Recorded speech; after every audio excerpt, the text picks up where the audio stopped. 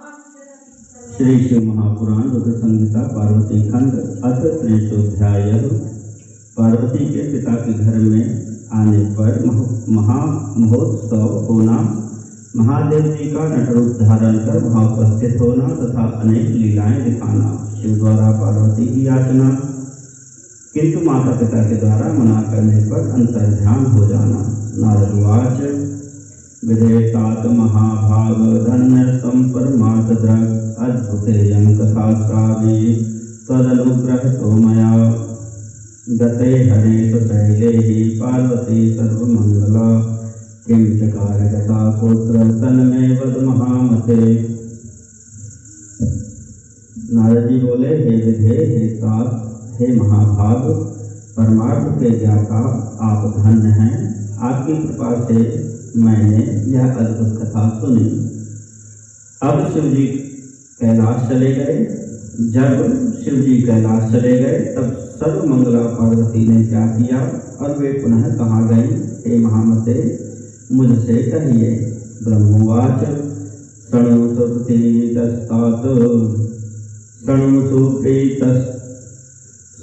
सुप्रीतस्तात यज्जातं तदनन्तरं हरे गते निजस्थाने तद्वदामि शिवं स्मरन्। ब्रह्मा जी बोले, हे तात, हर के अपने स्थान चले जाने के बाद जो हुआ उसे प्रेम पूर्वक सुनो। मैं शिव जी का स्मरण कर उसे कह रहा हूँ। पार्वती सखी युक्ता रूपं कृत्वा सार्थकं जगाम स्वपितुर्गेहं महादेवेति वादिनी। पार्वत्यागमनं श्रुत्वा मेना च स हिमाचलः दिव्यं यानं समारूह्य प्रयौ हर्षविह्वलः। पार्वती अपना रूप सार्थक कर महादेव शब्द का उच्चारण करती हुई पिता के घर अपनी सखियों के साथ गई। पार्वती के आगमन का समाचार सुनते ही मेना तथा हिमालय दिव्य विमान पर चढ़कर हर्ष से विह्वल हो उनकी अगवानी के लिए चले। पुरोहितस्य पौरास्य सख्यश्चैवाप्यनेकशः संबन्धिनस्तथा अन्ये च सर्वे ते च समाययुः। भ्रातरः सकला जगमुर्मैनाक प्रमुखास्तदा जय शब्दं प्रब्रुवन्तो महाहर्ष समन्विताः। उस समय पुरोहित, पुरवासी, अनेक सखियां तथा अन्य दूसरे सब संबंधी आए। मैनाक आदि सभी भाई महाप्रसन्न हो जय शब्द का उच्चारण करने लगे। संस्थाप्य मंगल घटम राजवर्त्मनिराजिते चंदनागरो कस्तूरी फलशाखा समन्विते। चंदर, अगुर, कस्तूरी फल तथा वृक्ष की शाखाओं से युक्त राजमार्ग को अपूर्व सजावट से संपन्न कर स्थान स्थान पर मंगल घट स्थापित कराया गया। सुपुरोधा ब्राह्मणैश्च मुनिभिर्ब्रह्मवादिभिः नारीभिर्नर्तकीभिश्च गजेन्द्रादिषु शोभितैः। सारा राजमार्ग पुरोहित, ब्राह्मण, ब्रह्मवेत्ता, मुनियों, नर्तकियों एवं बड़े बड़े गजेंद्रों से खचाखच भर गया। परितः परितोरंभास्तंभवृंद समन्विते पति पुत्रवती योगीत समूहैर्दीपहस्तकैः द्विजवृन्दैश्च संयुक्ते कुर्वद्भिर्मङ्गलध्वनिं नाना प्रकार वाद्यैश्च शङ्खध्वनिभिरान्विते। एतस्मिन्नन्तरे दुर्गा जगाम स्वपुरान्तिकं विशन्ति नगरं देवी ददर्श पितरौ पुनः सुप्रसन्नौ प्रधावन्तौ हर्षविह्वलमानसौ दृष्ट्वा कालेषु प्रहष्टा स्वालिभिः प्रणामतौ। जगह जगह पर केले के खंभे लगाए गए और चारों ओर पति पुत्रवती स्त्रियां हाथ में दीपक लिए हुए खड़ी हो गई। ब्राह्मणों का समूह मंगल पाठ पूर्वक वेदों का उद्घोष कर रहा था। अनेक प्रकार के वाद्य तथा शंख की ध्वनि हो रही थी। इसी बीच दुर्गा देवी अपने नगर के समीप आई और प्रवेश करते ही उन्होंने सर्वप्रथम अपने माता पिता का पुनः दर्शन किया। उन काली को देखकर माता पिता हर्ष से विह्वल हो प्रसन्नता से दौड़ पड़े। पुनः पार्वती ने भी उनको देखकर सखियों सहित उन्हें प्रणाम किया। तौ संपूर्णाशिखं दत्त्वा चक्रतुस्तौ स्ववक्षसि हे वन्दे त्वमेव मुच्चार्य रुदन्तौ प्रेम विह्वलौ। माता पिता ने आशीर्वाद देकर काली को अपनी गोद में ले लिया और हे वत्से इस प्रकार उच्चारण कर स्नेह से विह्वल हो रोने लगे। ततः स्वकीया अप्यस्या अन्या नार्योऽपि समुदा भ्रातृस्त्रियोऽपि सुप्रीत्या गृहालिङ्गन् मातधुः साधितं हि त्वया सम्यक् सुकार्यं कुलकारणं तत्सदाचारणेनापि पाविताः स्मः किल वयम्। तदनंतर इनके अपने सगे संबंधियों की स्त्रियों ने तथा अन्य भाई आदि की पत्नियों ने भी प्रीतिपूर्वक पार्वती का दृढ़ आलिंगन किया और उन्होंने कहा, तुमने कुल को तारने का कार्य भली भांति संपन्न किया। तुम्हारे सदाचरण से हम सभी पवित्र हो गए। इति सर्वेषु प्रशंस्य प्रणेमुस्तां प्रहर्षिताः चंदनैः सुप्रसूनैश्च समानर्षुः शिवां मुदा। इस प्रकार गिरिजा की प्रशंसा कर सभी लोगों ने उन्हें प्रणाम किया और चंदन तथा उत्तम पुष्पों के द्वारा प्रसन्नता से उनका पूजन करने लगे। तस्मिन् वसरे देवा विमानस्था मुदाम्बरे पुष्पवृष्टिं शुभां चक्रुर्नत्वा तां तुष्टुपुष्पवैः तदा तां च रथे स्थाप्य सर्वे शोभान्विते वरे पुरं प्रवेशयामासु सर्वे विप्रादयो मुदा। अथ विप्राः पुरोधाश सख्योन्यास स्त्रियः शिवां गृहं प्रवेशयामासुर्बहुमानपुरस्सरम्। उसी समय विमानों में बैठे हुए देवगण भी आकाश से फूलों की वर्षा करने लगे और पार्वती को नमस्कार कर स्तोत्रों से उनकी स्तुति करने लगे। उसके बाद ब्राह्मण आदि प्रसन्नता पूर्वक अनेक प्रकार की शोभा से सुसज्जित रथ में पार्वती को बैठाकर नगर में ले गए और ब्राह्मण पुरोहित स्त्रियों तथा सखियों से बड़े प्रेम के साथ आदर पूर्वक उनको घर में प्रवेश कराया। स्त्रियों निर्मंसनम चक्रुर्विप्रा युयुजुगाशिखः हिमवान् मेनका माता मुमोदाति मुनीश्वर स्वाश्रमं सफलं मेनेक पुत्रात् पुत्रिका वरात् हिमवान् नारदं त्वां च संस्तुवन् साधु साध्वीति। स्त्रियां मंगलचार करने लगी और ब्राह्मण आशीर्वाद देने लगे। हे मुनीश्वर, उस समय माता मेनका तथा पिता हिमवान को अत्यंत प्रसन्नता हुई। उन्होंने गृहस्थाश्रम को सफल माना और कहा कि पुत्र की अपेक्षा पुत्री ही अच्छी होती है। तदनंतर वे हिमालय आप नारद को भी साधुवाद देते हुए प्रशंसा करने लगे। ब्राह्मणेभ्यश्च वन्देभ्यः पर्वतेन्द्रो धनं ददौ मंगलं पाठयामास सद्विजेभ्यो महोत्सवम्। पर्वतराज हिमालय ने ब्राह्मणों एवं बंदीजनों को बहुत सा धन दिया और ब्राह्मणों द्वारा मंगल पाठ कराया, बहुत बड़ा उत्सव किया। एवं सुकन्या हृष्टौ पितरौ भ्रातरस्तथा जामयश्च महाप्रीत्या सम्मुखौ प्रांगणे मुने। हे मुने, इस प्रकार प्रसन्न हुए माता पिता भाई तथा सभी संबंधीगण पार्वती के साथ आंगन में बैठे। ततः स हिमवान् तात सुहृष्टाः प्रसन्नधीः सम्मान्य सकलान् प्रीत्या स्नातुं गंगां जगामः। हे तात, तत्पश्चात हिमालय परम प्रसन्न हो सभी संबंधियों का प्रेम पूर्वक सम्मान कर गंगा स्नान को गए। एतस्मिन्नन्तरे शंभो सुलीलो भक्तवत्सलः सुनर्तक नटो भूत्वा मेनका सन्निधिं ययौ श्रृंगं वामे करे धृत्वा दक्षिणे डमरुं तदा पृष्ठे कन्थां रक्तवासा नृत्यगान विषादः। ततस्सुन्नटरूपो सौमेनया प्राङ्गणे मुदा चक्रे सुनृत्यं विविधं गानं चाति मनोहरम्। उसी समय लीला करने में तत्पर भक्त वत्सल भगवान शंकर सुंदर नाचने वाले नट का रूप धारण कर मेनका के समीप पहुँचे। वे बाएं हाथ में श्रृंगी, दाहिने हाथ में डमरू तथा पीठ पर मुदड़ी धारण करके रक्त वस्त्र पहने हुए थे। नृत्य गान में प्रवीण वे शिव जी मेना के आंगन में बड़ी प्रसन्नता के साथ अनेक प्रकार का मनोहर नृत्य एवं गान करने लगे। रंगम चाडम तत्र वादयामास सुध्वनिं महतिं विविधां तत्र सचकार मनोहरां। वे सुंदर धनवी से श्रृंगी तथा डमरू बजाने लगे और नाना प्रकार की मनोहर लीला करने लगे।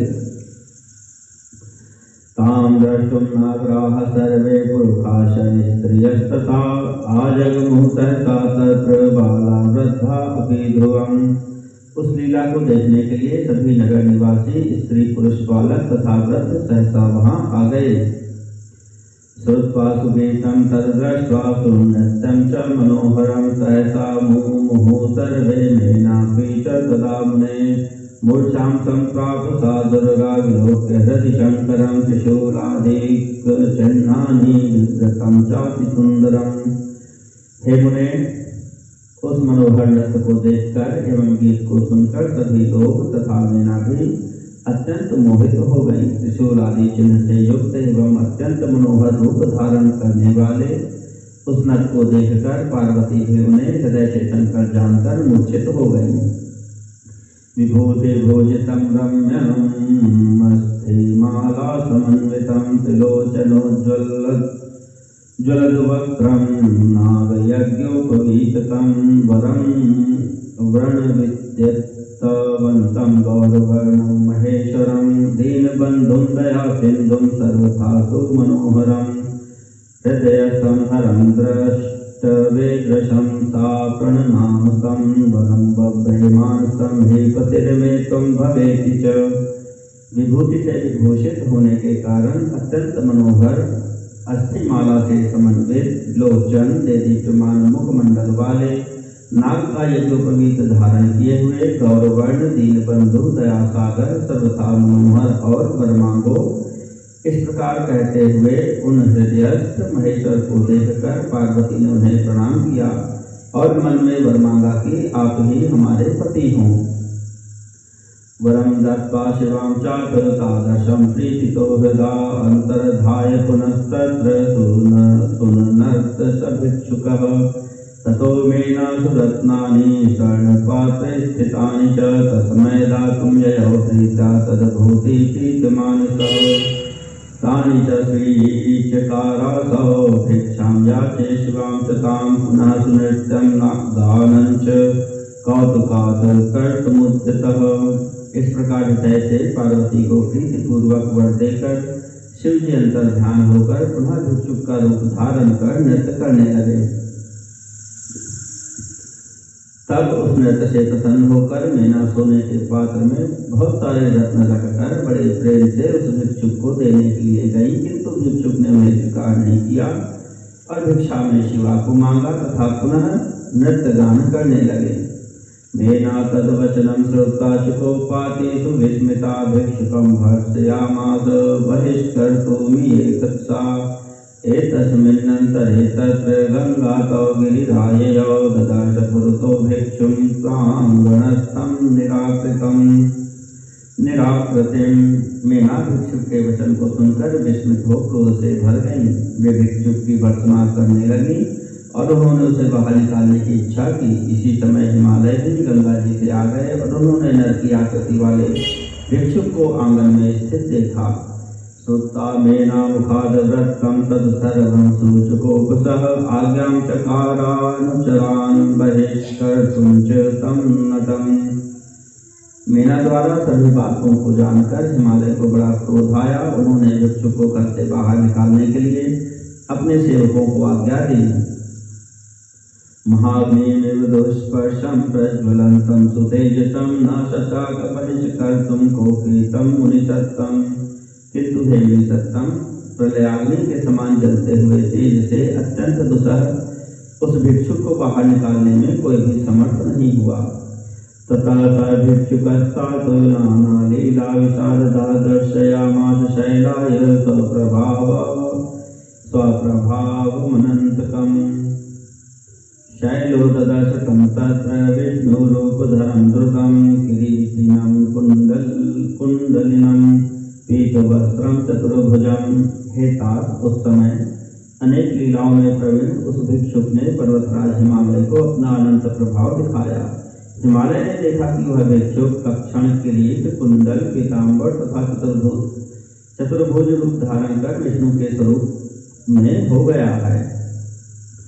यदत पुष्पादिकं दत्तं पूजा काले ददाभृते भात्रे गात्रे गिरीश्य तत्सर्वं भिक्षुकस्य ददर्शः।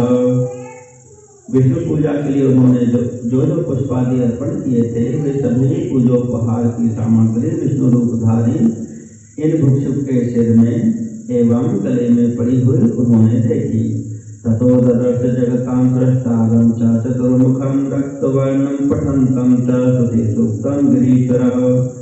तत्पश्चात गिरिराज ने देखा कि उस भिक्षुक ने रक्तवर्ण होकर वेदों के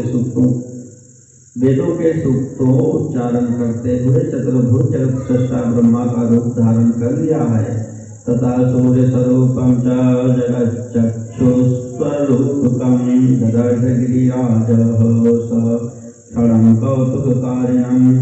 ततो ददर्श तं तात रुद्ररूपं महाद्भुतं पार्वती सहितं रम्यं विलसन्तं सुतेजसम्। पुनः गिरीश्वर ने एक क्षण बाद देखा कि वह जगत चक्षु सूर्य के रूप में परिवर्तित हो गया।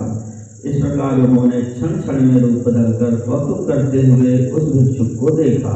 हे तात, तत्पश्चात हिमालय ने देखा कि वह भिक्षुक अद्भुत रूप धारण किए हुए रुद्र हो गया है, जो पार्वती सहित परम मनोहर अपने तेज से प्रकाशित हो रहा है। तदस्त तेजस्वरूपं च निराकारं निरंजनं निरूपाधिं निरीहं च महाभूतमरूपकं निरूपाधिं निरीहं च महाद्भुतं रूपकम्। एवं बहूनि रूपाणि तस्य तत्र ददर्श सः सुविस्मितो बभूवाशो परमानंद संयुतः। तदनंतर उन्होंने निराकार, निरंजन, निरूपाधि, निरीह, परम अद्भुत तेज स्वरूप में परिवर्तित होते हुए उस भिक्षुक को देखा। इस प्रकार जब हिमालय ने उस भिक्षुक के अनेक विस्मयकारक रूप को देखे तब वे आनंद युक्त होकर आश्चर्य में पड़ गए। अथातो भिक्षुवर्यो हि तस्मात् तस्याश्च सूचिकृत भिक्षां ययाचे दुर्गां तं नान्यजग्राह किंचन। नास्वीचकार शैलेन्द्रो मोहितः शिवमायया भिक्षु किंचन जग्राह तत्रैवान्तर्दधे ततः। उसके बाद पुनः भिक्षु रूपधारी उन सृष्टिकर्ता शिव जी ने हिमालय से दुर्गा की याचना की और कुछ नहीं मांगा, किंतु शिव माया से मोहित होने के कारण हिमालय ने उसे स्वीकार नहीं किया। भिक्षुक ने भी और कुछ ग्रहण नहीं किया और वहीं अंतर्ध्यान हो गया। तदा बभूव सुज्ञानं मैना शैले शयोरिति आवां शिवो वंचित्वा स्वस्थानं गतवान् प्रभु। तब मीना और शैलराज को ज्ञान हुआ कि प्रभु शंकर जी हम दोनों को वंचित कर अपने स्थान को चले गए। तयोर्विचिन्त्य तत्रैवं शिवे भक्तिर्भूतपरा महामोक्षकरी दिव्या सर्वानंद प्रदायिनी। इस बात का विचार करके उन दोनों को दिव्य सर्वानंद प्रदायिनी तथा मोक्ष देने वाली पराभक्ति शिव जी में उत्पन्न हो गई। इति श्री शिव महापुराणे द्वितीयायां रुद्र संहितायां तृतीये पार्वती खंडे पार्वती प्रत्यागमन महोत्सव वर्णन नाम 3अध्यायः।